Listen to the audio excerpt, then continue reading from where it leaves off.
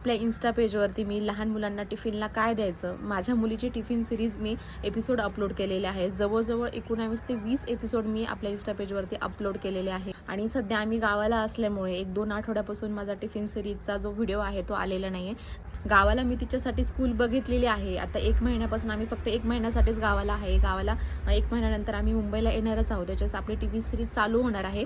पण आत्ता गावाला असल्यामुळे ती माझी मुलगी काय करते की मला फक्त ग्रीन पराठाच दे, एकच पदार्थ दाखवायचा म्हणून मी गेल्या 2 आठवड्यापासून टिफिन सिरीजचा एक पण एपिसोड अपलोड केलेला नाही. टिफिन सिरीज काय काय इन्स्टावरती पण बघत असते की मला माझ्या मुलीला काय काय पदार्थ देता येईल.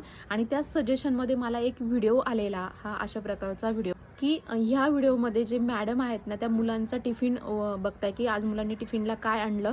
आणि तो प्रचंड व्हायरल आहे व्हिडिओ. आणि त्या मुलांचा टिफिनमधला जे पदार्थ बघूनच मी थक्क झाली आहे. म्हणजे काय काय पदार्थ देतात ते, म्हणजे जवळजवळ 100% जवळजवळ 90% मुलांनी चॉकलेट, ब्रेड, केक आणि सँडविच असं टिफिनला आणलेलं आहे. प्लीज पालकांनो, मला तुम्हाला एक विनंती आहे, हे लहान मुलांना चॉकलेट, ब्रेड, सँडविच हे टिफिनला देऊ नका.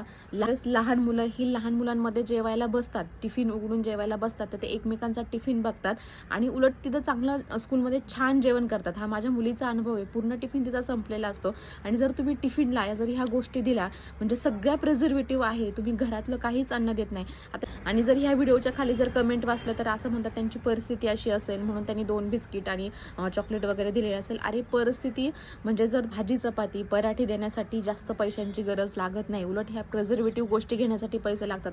तुम्ही जेव्हा ब्रेड घ्यायला जातात तर त्यावेळेस ते 40 रुपयाचे 50 रुपयाचे ब्रेड येतात.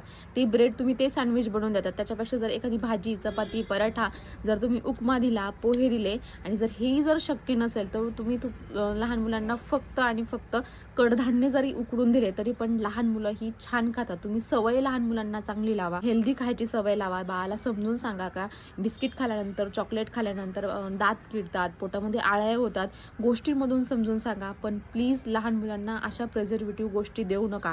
चॉकलेट, ब्रेड किंवा केक असेल किंवा सँडविच असेल किंवा मग मॅगी असेल, लहान मुलांसाठी तर मॅगी एकदम घातक आहे. माझी मुलगी आता 3 वर्षाची आहे, तिला मॅगी अजून माहिती नाही, नूडल्स पण तिला माहिती नाही. जरी ते लहान मूलपुटचं जर तिचं कोणी खात असेल तर तिला सांगते ते आळ्या खाते. डायरेक्ट मी तिला सांगते ते आळ्या खातात आणि ते शी असतात. ती मला स्वतःहून सांगते की मम्मा हे शी असतं, हे खायचं नसतं. गोष्टींमधून मग कधीतरी जवळ घेऊन बाळाला समजून सांगा. आणि जर बाळ खूपच खात असेल तर त्याचं ते हळूहळू कमी करा. चॉकलेट, ब्रेड हळूहळू कमी करा. तुम्ही स्वतः खायला बसा, स्वतः तुम्ही भाज्या खायला बसा, तरच तुम्ही स्वतः खाल्लं तर आपलं बघून बाळ खाणार आहे. असा वाटला व्हिडिओ मला हे कमेंट सेक्शनमध्ये नक्की सांगा. आणि अशाच इन्फॉर्मेटिव्ह गोष्टीसाठी सुजाता आई पण ह्या इन्स्टा पेजला नक्की फॉलो करा.